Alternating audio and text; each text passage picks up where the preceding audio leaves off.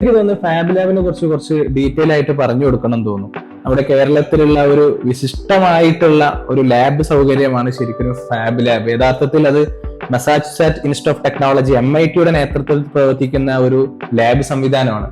അവിടെയാണ് പിന്നെ എനിക്ക് തോന്നുന്നത് റിസർച്ച് ചെയ്യാനുള്ള ഒരു അവസരം ഫായിസിന് കിട്ടിയെന്ന് തോന്നുന്നു. അപ്പോൾ ഫാബും കൂടി എനിക്ക് തോന്നുന്നത് എക്സ്പ്ലെയിൻ ചെയ്ത് കൊടുക്കണം എന്ന് തോന്നുന്നു. ഒരുപാട് ആളുകൾക്ക് ഉപകാരപ്പെടും അത്. ഫാബ് ലാബ് എന്ന് പറഞ്ഞാല് ഞാൻ എന്റെ ചെറുപ്പം തൊട്ടേ ഞാൻ ആഗ്രഹിച്ചിരുന്നത് എക്സാക്ട്ലി ആ സംഭവം ഇനി ഫാബ് ലാബിലുണ്ട്.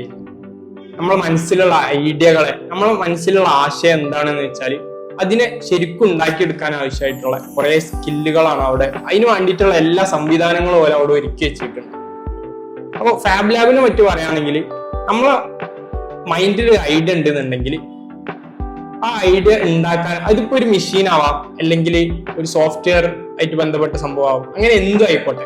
ആ സംഭവം നമ്മൾ ഫാബ് ലാബ് ആയിട്ട് നമ്മൾ കോണ്ടാക്ട് ചെയ്ത് കഴിഞ്ഞാൽ അവർ ആ സംഭവം നമുക്ക് ഉണ്ടാക്കി തരും. അങ്ങനത്തെ അതിനു വേണ്ടിയിട്ടുള്ള എല്ലാ മെഷീനും കാര്യങ്ങളൊക്കെ നിങ്ങളിലൂടെ തന്നെ അത് ഉണ്ടാക്കി തരും. നിങ്ങൾ അതിന് വേണ്ടിയിട്ട് ട്രെയിനിങ് തന്ന് നിങ്ങളിലൂടെ അവര് അവിടെ ഒരു സംവിധാനം ഉണ്ട്.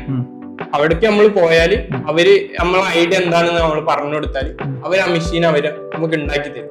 അങ്ങനത്തെ അവരൊരു കോഴ്സ് നൽകുന്നുണ്ട്, അതാണ് ഫാബ് അക്കാഡമി. ഞാൻ നേരത്തെ പറഞ്ഞു തന്നതിന് അങ്ങനെയാണ് ഈ ഫാബ് ലാബിനെ പറ്റി അങ്ങനെയാണ് അറിയണത്. ഈ പാറ്റന്റിനെ പറ്റി അന്വേഷിച്ചപ്പോ അതിന് ഫാബ് അക്കാഡമിനെ പറ്റി അറിയണേ. അങ്ങനെ പിന്നെ ഫാബ് അക്കാഡമി കിട്ടണം എന്നുള്ള ആഗ്രഹത്തിന്റെ പുറത്ത് അങ്ങനെ അതിനുവേണ്ടി കുറെ നടന്ന് അങ്ങനെ അവസാനം എനിക്കും അഡ്മിഷൻ കിട്ടി. ഞാൻ പഠിക്കുന്ന സമയത്ത് 4 ആൾക്കാർക്കാണ് അവിടെ അഡ്മിഷൻ കിട്ടിയത്. ഓൾ ഇന്ത്യയിലാണോ അല്ലെങ്കിൽ കേരളത്തിൽ? അതെ, ഇവിടെ കേരളത്തിൽ. അങ്ങനെ 4 ആൾക്കാരിൽ ഒരാളെയാണ് ഞാൻ. അങ്ങനെ അവിടുന്ന് പിന്നെ ഞാൻ ഈ കുറെ സ്കില്ലുകൾ, ഇപ്പൊ നമ്മള് മനസ്സിലൊരു ഐഡിയ ഉണ്ടെങ്കിൽ ഇപ്പൊ എങ്ങനെ 3D മോഡലിംഗ് ചെയ്യണം, എങ്ങനെ 3D പ്രിന്റ് ചെയ്യണം, എങ്ങനെ പല മെഷീനുകളൊക്കെ എങ്ങനെ ഉപയോഗിക്കണം, വുഡ് എങ്ങനെ ഉപയോഗിക്കണം, അങ്ങനെ പല ഇലക്ട്രോണിക്സ്, പിന്നെ ആപ്പ് ഡെവലപ്മെന്റ്, അങ്ങനെ തുടങ്ങിയ കുറെ കാര്യങ്ങൾ പോലും പഠിപ്പിക്കുന്ന കുറെ കാര്യങ്ങളൊക്കെ. അതിലൊക്കെ ഇൻട്രസ്റ്റ് ഉള്ള ആൾക്കാരാണെങ്കിൽ നിങ്ങൾക്ക് അപ്ലൈ ചെയ്യാൻ പറ്റിയ ഒരു സംവിധാനമാണ് ഈ ഫാബ് അക്കാഡമി എന്ന് പറഞ്ഞത്. അത് പഠിച്ചു കഴിഞ്ഞാൽ ഒരുപാട് ജോബ് ഓപ്പർച്യൂണിറ്റിയും നമ്മളെ സ്കില്ലൊക്കെ ഒരുപാട് എക്സ്പോഷറും കാര്യങ്ങളൊക്കെ കിട്ടുന്ന ഒരു സംവിധാനമാണ്. മാത്രമല്ല അവിടെ പഠിപ്പിക്കുന്നത് വിദേശ യൂണിവേഴ്സിറ്റികളിലെ അധ്യാപകരുടെ ക്ലാസ്സുകളും മെന്റർഷിപ്പ് ഒക്കെയാണ് കിട്ടുന്നത് ഫാബ് അക്കാഡമിയിൽ അല്ലെ. ഇപ്പൊ MIT നീൽ ഗർഷൻഫെൽഡ് എന്നുള്ള പ്രൊഫസറിന് ഈ വർഷം കൂടി അയാളാണ് MIT പ്രൊഫസറാണ്. മൂപ്പരാണ് നമുക്ക് ക്ലാസ്സുകളൊക്കെ തരാം. അപ്പൊ അവര് മെന്റർഷിപ്പിൽ നമുക്ക് പഠിക്കാൻ കഴിയും. അങ്ങനെ ഫാബ് അക്കാഡമി കഴിഞ്ഞതിന് ശേഷം എനിക്കൊരു IIT ഹൈദരാബാദിൽ ഒരു ജോബ് ഓപ്പർച്യൂണിറ്റി കിട്ടാണ്.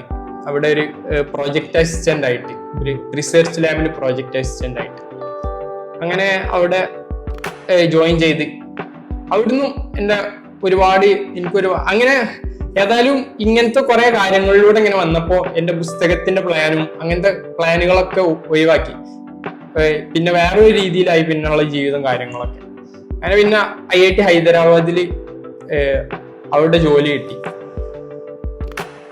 അപ്പൊ പ്രേക്ഷകർ മനസ്സിലാക്കേണ്ടത് ആ സമയത്ത് എനിക്ക് തോന്നുന്നത് ഫായിസിന്റെ എഡ്യൂക്കേഷൻ ക്വാളിഫിക്കേഷൻ +2 ആണ്. അദ്ദേഹം കുസാറ്റിൽ BTech ജോയിൻ ചെയ്തു. അത് അദ്ദേഹത്തിന് അത്ര സ്യൂട്ടബിൾ അല്ല എന്ന് തിരിച്ചറിഞ്ഞപ്പോൾ അദ്ദേഹം അത് ഡ്രോപ്പ് ഔട്ട് ചെയ്തു.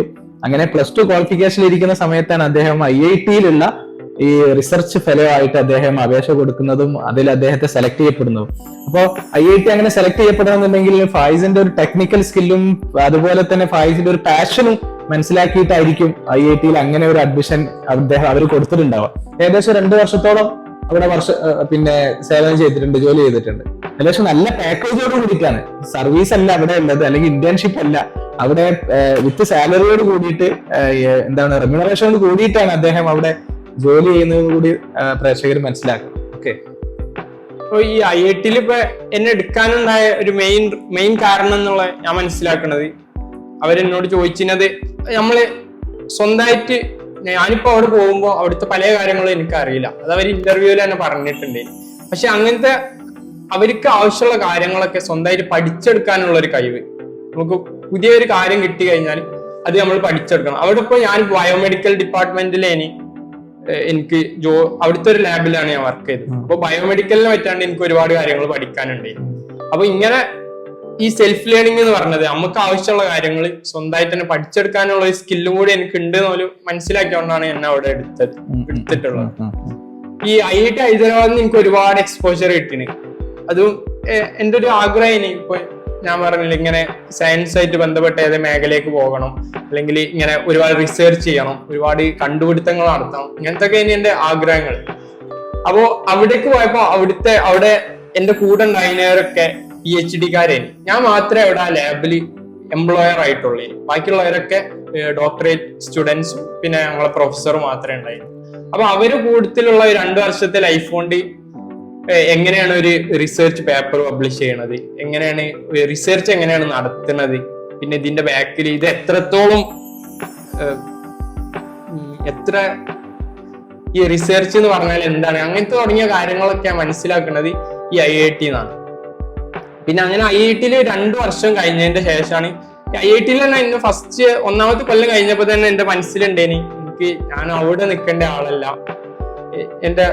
എന്റെ പാഷൻ പറഞ്ഞാൽ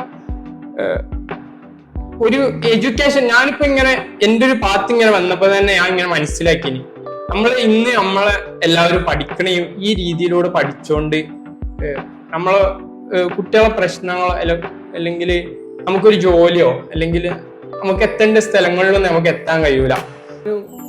ഇങ്ങനെ IIT-ലും പിന്നെ ഈ ഫാബ് അക്കാഡമി ഇങ്ങനത്തെ എൻ്റെ ഒരു കരിയറിലൂടെ ഞാൻ മനസ്സിലാക്കിയ ഒരു പ്രധാനപ്പെട്ടൊരു കാര്യമാണ് നമ്മളെ വിദ്യാഭ്യാസ സിസ്റ്റത്തിന്റെ ഒരുപാട് പ്രശ്നങ്ങൾ. നമ്മൾ ഇന്നത്തെ ഈ ഒരു സിസ്റ്റം വെച്ചാണ്ട് നമ്മളെ വെറും ഒരു സാധാരണക്കാരനാവാൻ വേണ്ടി മാത്രമേ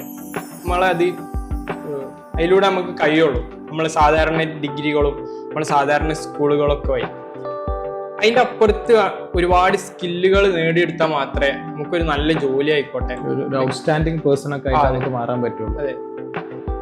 അപ്പോ അങ്ങനത്തെ രീതിയിലുള്ള അതൊക്കെ ആൾക്കാർക്ക് എത്തിക്കാൻ കഴിയണ ഒരു സംവിധാനം ഉണ്ടാക്കണം എന്നുള്ള ആഗ്രഹം പണ്ട് തൊട്ടേ എന്റെ മനസ്സിലുള്ളതാണ്. എനിക്കന്ന് കിട്ടാതെ പോയ കുറെ കാര്യങ്ങളുണ്ട്. ഇപ്പൊ സ്കൂളിലായാലും എനിക്ക് ഒരുപാട് പലതും ചെയ്യണം എന്ന് ആഗ്രഹം ഉണ്ടായിരുന്നു. പക്ഷെ അതിനുള്ള സംവിധാനങ്ങളില്ലേ.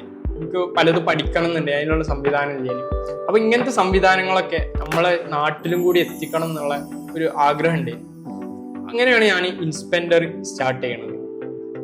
അതിനു വേണ്ടിയിട്ട് ഞാനിപ്പോ IIT-ന്ന് അങ്ങനെ ഫസ്റ്റ് ഇയർ കഴിഞ്ഞപ്പോ തന്നെ ആദ്യത്തെ വർഷം IIT-ൽ ആദ്യത്തെ വർഷം കഴിഞ്ഞപ്പോ തന്നെ എന്റെ മനസ്സിലുണ്ട് ഇവിടുത്തെ എന്റെ ജോലി നിർത്തിവെച്ച് ഇങ്ങനെ ഒരു സംവിധാനം തുടങ്ങണം എന്നുള്ളത്. പക്ഷെ പിന്നെ സാർ എന്നെ നിർബന്ധിച്ച് 1 വർഷം കൂടി ഇവിടെ നിൽക്കണം എന്ന് പറഞ്ഞ് അങ്ങനെ നല്ല രീതിയിൽ നിർബന്ധിച്ചപ്പോ ഞാൻ അവിടെ നിന്നാണ്. പിന്നെ 2ാമത്തെ വർഷത്തിലും എനിക്ക് ഒരു സാലറി ഹൈക്കൊക്കെ മൂപ്പര് പറഞ്ഞു. പക്ഷെ അത് ഞാൻ അക്സെപ്റ്റ് ചെയ്തില്ല. ഞാൻ അവിടുത്തെ ജോലി റിസൈൻ ചെയ്ത് നാട്ടിലേക്ക് പോയി. അങ്ങനെ നാട്ടിലെ ഫസ്റ്റത്തെ എൻ്റെ ഒരു ആഗ്രഹം ഇതുപോലെ സ്കൂളുകളിൽ കുട്ടികൾക്ക് ഒരു ആഫ്റ്റർ സ്കൂൾ പ്രോഗ്രാമായിട്ട് ഇതേപോലെയുള്ള ഒരുപാട് സ്കില്ലുകൾ, ഇപ്പോൾ ഈ 3D modelling, coding, electronics, robotics ഇങ്ങനത്തെ സ്കില്ലുകളൊക്കെ കുട്ടികളെ പഠിപ്പിക്കണം എന്നുള്ള അതായിരുന്നു ഞാൻ അവിടെ IIT നിർത്തുമ്പോൾ എൻ്റെ ആഗ്രഹം. അങ്ങനെ നാട്ടിലെ പല സ്കൂളുകളിലും ഞാൻ അങ്ങനെ കയറി ഇറങ്ങി. പക്ഷെ അവിടെ നിന്നൊന്നും എനിക്കൊരു പോസിറ്റീവ് റെസ്പോൺസ്, ഒരുപാട് ഇങ്ങനെ ലാഗ് അടുപ്പിച്ച് നമ്മൾ വിചാരിച്ച പോലെ ഒന്നും പ്ലാനുകൾ നടക്കണില്ല. അങ്ങനെ ഒരു 3-4 മാസം ഇതുപോലെ പല സ്കൂളും കോളേജുകളൊക്കെ ഇങ്ങനെ കയറി ഇറങ്ങലേനും പണി. അങ്ങനെ പിന്നെ ഞാൻ തീരുമാനിച്ച് ഇങ്ങനെ സ്കൂളുകളിലൊക്കെ ഇങ്ങനെ നമ്മൾ അങ്ങോട്ട് പോയി ഇതാക്കുന്നതിന്റെ പകരം കുറച്ച് റിസ്ക് എടുത്താലും സ്വന്തമായിട്ട് തന്നെ ഒരു കൊണ്ടോട്ടിയിലൊരു സ്ഥാപനമായിട്ട് തുടങ്ങാന്നുള്ള രീതിയിൽ ഞാൻ വന്ന്.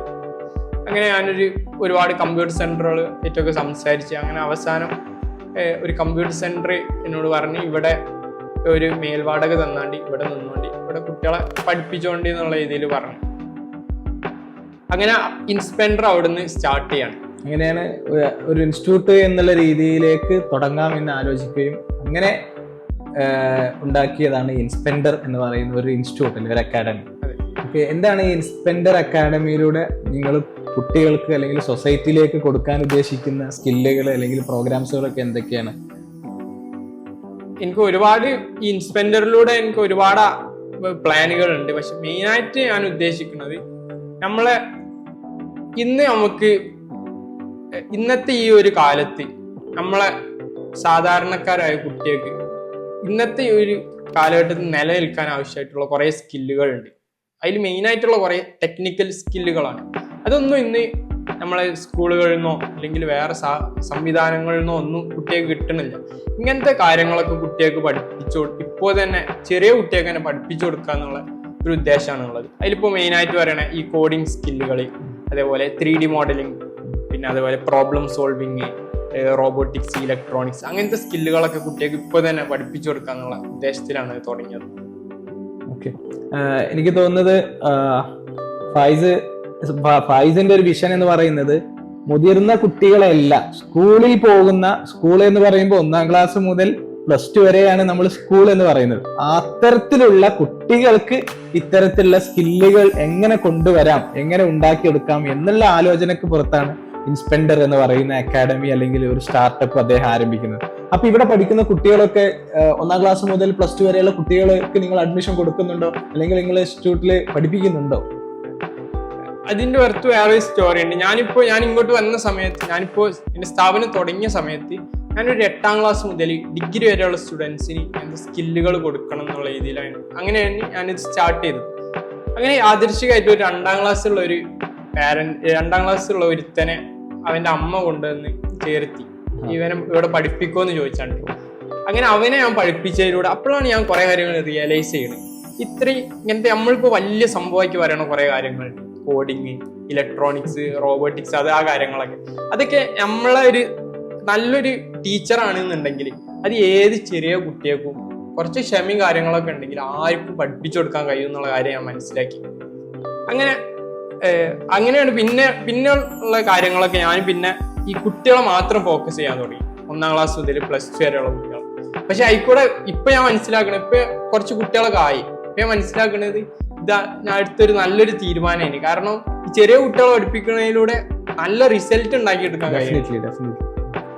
പിന്നെ എന്റെ വേറൊരു ഞാൻ മനസ്സിലാക്കണേ, നമ്മൾ ഈ വിദ്യാഭ്യാസ സിസ്റ്റത്തിന് ഒരുപാട് പ്രശ്നങ്ങളുണ്ട്. അത് എനിക്കറിയില്ല, ഞാൻ ഇവിടെ പറയാൻ പറ്റുമെന്ന് എനിക്കറിയില്ല.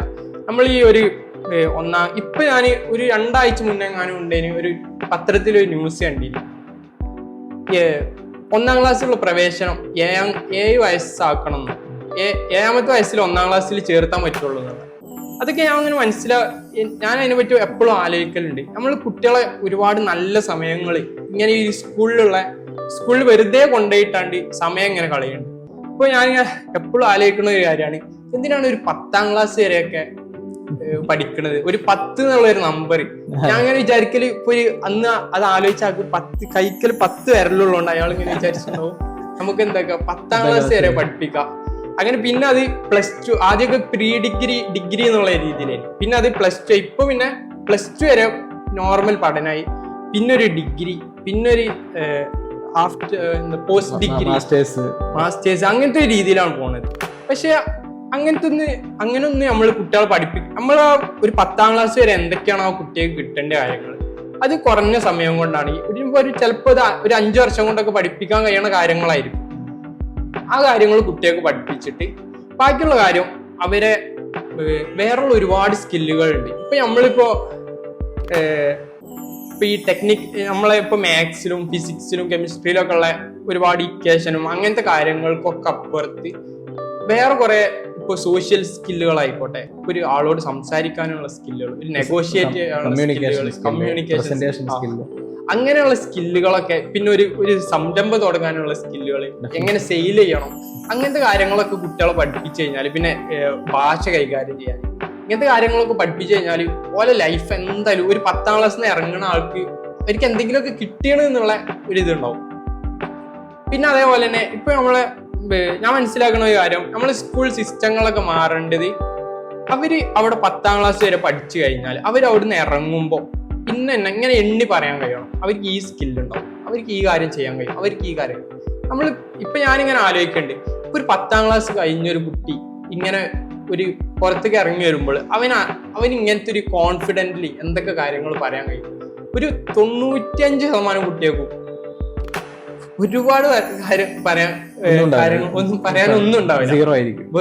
അക്കാഡമിക് നോളജ് എന്നതിന്റെ അപ്പുറത്തേക്ക് സ്കിൽസ് ബേസ് നോക്കുന്ന സമയത്ത് വളരെ സീറോ ആയിരിക്കും. അക്കാഡമിക് നോളജും നല്ല രീതിയിൽ പെർഫെക്റ്റ് ഒന്നും ആയിട്ടല്ല, ഒരു ഉപകാരം ഇല്ലാത്ത രീതിയിലുള്ള കാര്യങ്ങളൊക്കെ ഉണ്ടാകും. അവർക്ക് ഇതുകൊണ്ടൊക്കെ ഒരുപാട് ബെനിഫിറ്റുകളും ഉണ്ട്. ഇപ്പൊ നമ്മൾ മാത്സിലെ ഇക്വേഷനും കാര്യങ്ങളൊക്കെ പഠിക്കുന്നതിലൂടെ ലോജിക്കൽ തിങ്കിങ് അങ്ങനെ കുറെ കാര്യങ്ങൾ വളരുന്നുണ്ട്. പക്ഷെ എന്നാലും അത് കുറച്ചുകൂടി പ്രാക്ടിക്കൽ ആയിട്ട് എന്തൊക്കെ ഉപകാരപ്പെടുന്ന രീതിയിൽ ഇതിനൊക്കെ മാറ്റണം എന്നുള്ള അങ്ങനെ ഞാൻ എപ്പോഴും ആലോചിക്കലുണ്ട്. ഞാനത് പറയുമ്പോൾ ആലോചിക്കുകയാണ്. ഇപ്പോ എൻ്റെ ഒരു സുഹൃത്ത് എന്നോട് ഞങ്ങളിങ്ങനെ സംസാരിക്കുന്ന സമയത്ത് പറയാണ്, ഈ ഗൾഫ് രാജ്യങ്ങളിലൊക്കെ അദ്ദേഹം ഗൾഫ് രാജ്യങ്ങളിൽ വർക്ക് ചെയ്യുന്ന സമയത്ത് ഒരു 10 വർഷം മുന്നെയാണ് അദ്ദേഹം ഗൾഫിൽ വർക്ക് ചെയ്യുന്നത്. അപ്പൊ അദ്ദേഹം പറയാണ്, അവിടേക്കുള്ള സ്കൂളുകളിൽ 1-ാം ക്ലാസ്സിലും 2-ാം ക്ലാസ്സിലും പഠിക്കുന്ന കുട്ടികൾ ഇതേപോലെയുള്ള ടെക്നിക്കൽ സ്കില്ലുകൾ ഡെവലപ്പ് ചെയ്യാനുള്ള അവർക്ക് അതിന് വേണ്ടിയിട്ടുള്ള ലാബുകൾ ഉണ്ട്, അതിനുള്ള റിസർച്ച് ഫെസിലിറ്റീസ് ഒക്കെ സ്കൂളുകളിലുണ്ട്. ഇത് നമ്മുടെ ഇവിടേക്കുള്ള ഡിഗ്രി കോളേജുകളിലുള്ള അത്തരം ലാബുകളും അത്തരം എക്യുപ്മെന്റ്സും ഒക്കെ സ്കൂളിൽ തന്നെ ഉണ്ട്. ഒരു 10 വർഷം മുന്നേ അദ്ദേഹം ഗൾഫിൽ നിന്ന സമയത്ത് അദ്ദേഹം കണ്ടനുഭവിച്ച കാര്യം പറയുന്നുണ്ട്. അത്തരം സിസ്റ്റം ഒന്നും നമ്മുടെ നാട്ടിൽ ഇല്ല ശരിക്കും. ഇപ്പൊ എനിക്ക് തോന്നുന്നത് ഇപ്പോ അഡൽട്ട് തിങ്ക് എന്നൊക്കെ പറഞ്ഞിട്ട് കുറച്ച് അഡൽട്ട് തിങ്ക് ലാബുകൾ അതുപോലെയുള്ള സംതിങ് ഇപ്പോഴൊക്കെ ഇങ്ങനെ ഇൻട്രൊഡ്യൂസ് ചെയ്ത് വരുന്നുണ്ടെന്ന് തോന്നുന്നു. അതും നല്ല അത്യാവശ്യം ഒരു സ്റ്റാൻഡേർഡ് ഉള്ള സ്കൂളുകളിൽ അല്ലെങ്കിൽ അത്രയ്ക്ക് ഇൻവെസ്റ്റ്മെന്റ് ചെയ്യാൻ പറ്റുന്ന സ്കൂളുകളിലൊക്കെയാണ് വരുന്നത്, സാധാരണ സ്കൂളുകളിലൊന്നും ഇല്ല. ഓക്കെ, അപ്പൊ എനിക്കത് ഇപ്പോഴും അതിന്റെ ഒരു വിഷയം എന്നുള്ളത് നമ്മൾ ടീച്ചർമാർ വിശ്വസിക്കുന്നത് ഇപ്പോഴും അതുപോലെ തന്നെയാണ്. കുട്ടികൾക്ക് ഇത്രേ കുട്ടികൾക്ക് കഴിയുള്ളൂ എന്നാണ്. ഞാനിപ്പോ ഇങ്ങനെ ഈ സ്ഥാപനം തുടങ്ങിയതിന് ശേഷം ഒരുപാട് മാഷന്മാരൊക്കെ ആയിട്ട് സംസാരിക്കാനൊക്കെ ഉള്ള അവസരം കിട്ടി. ചില ആൾക്കാരൊക്കെ എന്നോട് ഞാൻ 1-ാം ക്ലാസ് 2-ാം ക്ലാസ്സിലുള്ള കുട്ടിയൊക്കെ ഞാൻ കോഡിങ്ങും റോബോട്ടിക്സും ഒക്കെ പഠിപ്പിക്കുന്നുണ്ട് എന്ന് പറയുമ്പോൾ അവർക്ക് മൗസ് പിടിക്കാൻ കഴിയുമെന്നാണ് മാഷന്മാര് ചോദിക്കല്. അങ്ങനത്തെ രീതിയിലാണ് അവരൊക്കെ ചിന്തിക്കണേ. കുട്ടികൾക്ക് 1-ാം ക്ലാസ് 2-ാം ക്ലാസ്സിലുള്ള കുട്ടികൾക്ക് മൗസ് ഉപയോഗിക്കാൻ കഴിയൂല. നമ്മളിവിടെ മൗസ് അല്ല, അവരെ കൊണ്ട് എന്താ പറയുക സർക്യൂട്ട് ഉണ്ടാക്കി പ്രോഗ്രാം ചെയ്ത് കോഡിങ് ഒക്കെ അവര് ചെയ്യാൻ കഴിയണ കുട്ടികളുണ്ട്. അപ്പൊ ശരിക്കും നമ്മൾക്ക് ഇതിന്ന് മനസ്സിലാകുന്ന ഒരു കാര്യം വെച്ചാല് ഈ പുതിയ കാലഘട്ടത്തിലുള്ള കുട്ടികളെ ശരിക്കും നമ്മൾ അണ്ടർ എസ്റ്റിമേറ്റ് ചെയ്തുകൊണ്ടിരിക്കുകയാണെന്ന് തോന്നുന്നു അല്ലെ. അവർക്ക് ഇത്രയൊക്കെ കഴിയുള്ളൂ, നമ്മളൊരു ബൗണ്ടറി അവർക്ക് വെക്കുകയാണ്, എന്നിട്ട് അതിന്റെ അകത്ത് അവരെ നമ്മൾ പഠിപ്പിച്ചുകൊണ്ടിരിക്കുകയാണ്. ശരിക്കും ഓവർ എസ്റ്റിമേറ്റ് ചെയ്യണം എന്നുള്ളതാണ് ഇപ്പൊ എനിക്ക് തോന്നുന്നത്. കുട്ടികളെ കുറിച്ചിട്ടൊക്കെ ഓരോ അധ്യാപകനും ഓവർ എസ്റ്റിമേറ്റ് ആയിരിക്കണം എന്നുള്ളതാണ് എനിക്ക് മനസ്സിലാക്കുന്നത്. അതേപോലെ തന്നെ കരിക്കുലൊക്കെ ഉണ്ടാക്കുന്ന സമയത്ത് ആ ഒരു തരത്തിലുള്ള ഒരു കരിക്കുലർ അപ്ഡേഷൻ ഒക്കെ ഇനിയുള്ള കാലഘട്ടത്തിൽ നിർബന്ധമായിട്ടും വന്നിരിക്കണം. കാരണം ഇപ്പോഴത്തെ നമ്മുടെ ഈ പറയുന്ന പുതിയ തലമുറക്ക് ജെൻ സെറ്റ് തലമുറ എന്നൊക്കെ പറയുന്നതാണ്. അവരുടെ ഈ പ്രത്യേകതകളാണ് ഇപ്പൊ ഈ ഫൈസി എണ്ണി പറയുന്നതൊക്കെ. ഓക്കെ, അപ്പോ നിങ്ങള് സ്ഥാപനത്തിൽ ഇത്തരത്തിലുള്ള ചെറിയ 1-ാം ക്ലാസ് മുതലുള്ള കുട്ടികളൊക്കെ ഇപ്പൊ അവിടെ വ്യത്യസ്തമായ റോബോട്ടിക്സും അതുപോലെ AI ഇങ്ങനെയുള്ള കാര്യങ്ങളൊക്കെ പഠിച്ചുകൊണ്ടിരിക്കുന്നുണ്ടെന്നാണ് എനിക്ക് മനസ്സിലാക്കാൻ പറ്റുന്നത് അല്ലേ നിങ്ങളുടെ? ഓക്കെ, അപ്പൊ ഈ ഇത്തരത്തിലുള്ള നമുക്കിപ്പോ രക്ഷിതാക്കളോട് നമ്മൾ പറയുകയാണെങ്കിൽ ഏത് തരത്തിലുള്ള കുട്ടികളെ ആയിരിക്കും ഇത്തരത്തിലുള്ള ഒരു ടെക്നിക്കൽ മേഖലയിലേക്ക് പറഞ്ഞയക്കാൻ അല്ലെങ്കിൽ ടെക്നിക്കൽ മേഖലയ്ക്ക് സപ്പോർട്ട് ചെയ്യാൻ ഏത് തരത്തിലുള്ള ഒരു കുട്ടികളായിരിക്കും നല്ലത് എന്നുള്ള ഒരു ഒബ്സർവേഷൻ ഉണ്ടോ? എല്ലാ കുട്ടികളെയും ഞാൻ ചോദിക്കുന്ന എല്ലാ കുട്ടികളെയും അതിലേക്ക് പറ്റുമോ? അതല്ല സംതിങ് സ്പെഷ്യൽ കുട്ടികളെയാണോ അതിലേക്ക് നമുക്ക് സജസ്റ്റ് ചെയ്യാൻ പറ്റുക? എന്താണ് ഒരു എക്സ്പീരിയൻസിൽ നിന്ന് പറയാനുള്ളത്? എന്റെ എക്സ്പീരിയൻസ് ഞാൻ പറയുന്നത് ഇങ്ങനെ ഒരു ബാക്ക്ഗ്രൗണ്ട് വേണമെന്നുള്ള രീതിയിലല്ല, ഇൻട്രസ്റ്റ് ഉണ്ടാവണം എന്നുള്ള കാര്യം മാത്രമേ ഉള്ളൂ.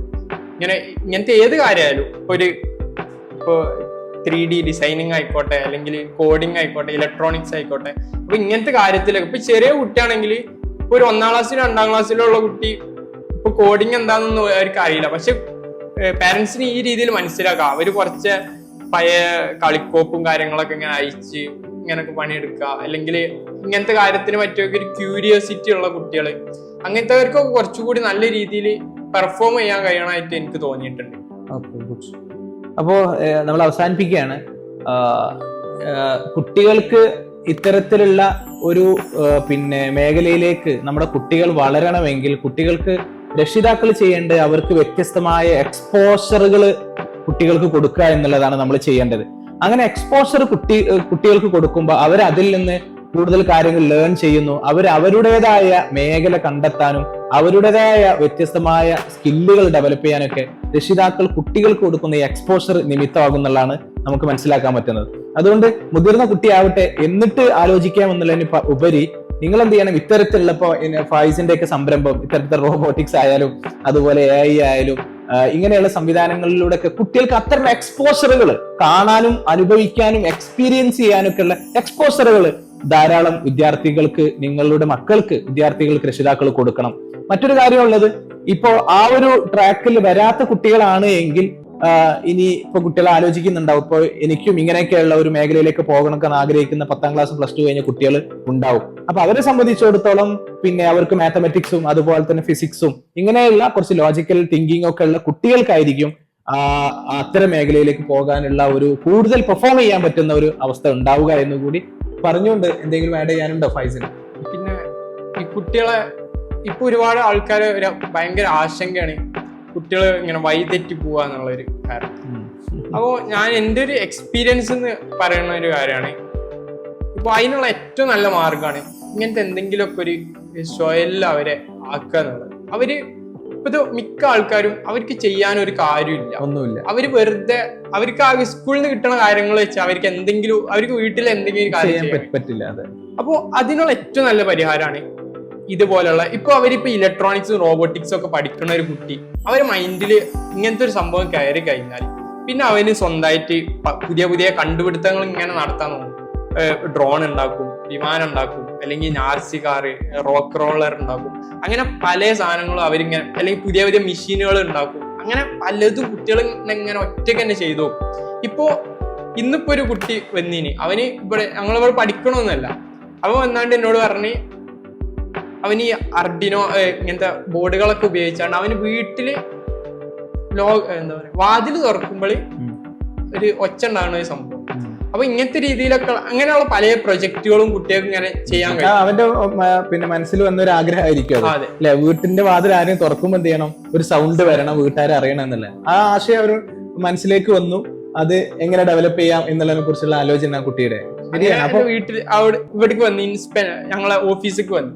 അപ്പൊ ഈ രീതിയിലൊക്കെ ഉള്ള ഇങ്ങനത്തെ ഒരു ഇതൊക്കെ പോസിബിൾ ആണ് എന്നുള്ള കാര്യം മാത്രം കുട്ടികൾ അങ്ങനത്തെ ഒരു എക്സ്പോഷർ ജസ്റ്റ് നമ്മൾ കൊടുത്തു കഴിഞ്ഞാൽ തന്നെ പിന്നെ കുട്ടികൾ അങ്ങനത്തെ രീതിയിലേക്ക് ഇങ്ങനെ പോയിക്കോളും. അത് അവരെ കരിയറിലൊക്കെ ഭയങ്കരമായിട്ട് യൂസ്ഫുൾ ആവും. ഇപ്പൊ തന്നെ നമ്മളിപ്പോ എന്നോട് പലരും ചോദിക്കണ്ട്, ഈ 1ാം ക്ലാസ്സിലൊക്കെ ഉള്ള കുട്ടിക്ക് കോഡിങ് പഠിച്ചിട്ട് എന്താ കാര്യം എന്നുള്ള രീതിയിൽ. അപ്പൊ ഇപ്പൊ തന്നെ നമ്മളെ എക്സ്പോഷർ കൊടുത്താൽ ഈ 1 എന്നുള്ള പിന്നെ 2ആയി 3ആയി ഇങ്ങനെ അവരിങ്ങനെ വളരുന്നതിനനുസരിച്ച് അവർ ആ മേഖലയിലുള്ള സ്കില്ല് കൂടി കൂട്ടാണ്. അപ്പൊ അത് അവർക്ക് കരിയറിലും ഭയങ്കരമായിട്ട് യൂസ്ഫുൾ ആവും.